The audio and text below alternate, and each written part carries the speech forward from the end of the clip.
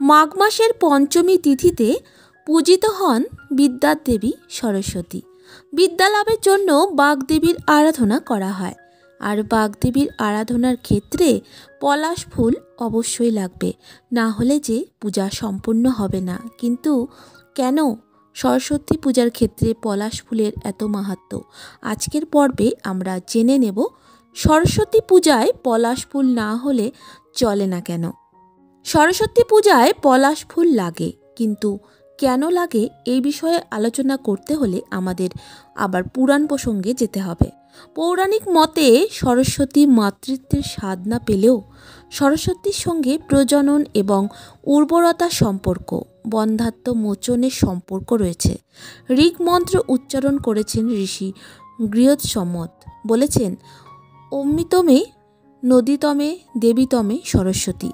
একযোগে সরস্বতীকে মাতৃশ্রেষ্ঠা, শ্রেষ্ঠ নদী এবং শ্রেষ্ঠ দেবী রূপে উপস্থাপন করেছেন। ব্যুৎপত্তিগত অর্থেই সরস্বতী নদী। নদীদের মধ্যে তিনি শুদ্ধা, নদীনাং শুচির জ্যোতি, আসমুদ্র তার ধারপথ, গিরিভ্য আসমুদ্রাত। ভাবে এবং প্রতীকে মাঘের অনুষঙ্গে সরস্বতী পুজো উর্বরতা এবং প্রজননের সঙ্গে যুক্ত। সরস্বতী পূজার সময়কাল মাঘী শ্রীপঞ্চমী তিথি। জাহ্নবী কুমার চক্রবর্তী লিখেছেন, শীতকাল হলো জড়তার কাল। মাঘ মাসের পঞ্চমী তিথি থেকেই শীতের জড়তা কেটে যেতে থাকে। ঋতুতে লাগে প্রথম বসন্তের ছোঁয়া।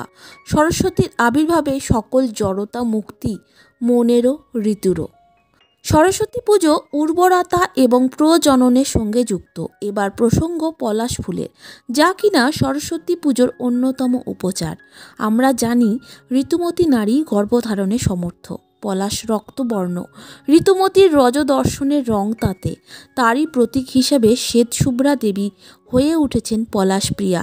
রঙের এই সম্পর্ক যদি কষ্ট কল্পনা মনে হয়, তাহলে জেনে রাখা ভালো পলাশ পাতা আজও বন্ধ্যাত্ব দূর করতে ব্যবহৃত হয়।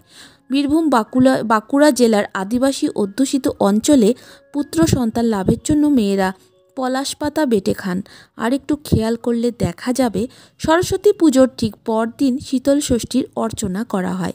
আমরা সকলেই জানি মা ষষ্ঠী সরাসরি প্রজননের সঙ্গে যুক্ত দেবী।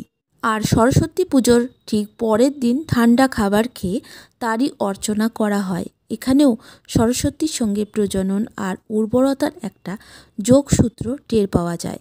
আর এই কারণেই পলাশ ফুল ছাড়া পলাশ প্রিয়া সরস্বতীর পুজো হয় না।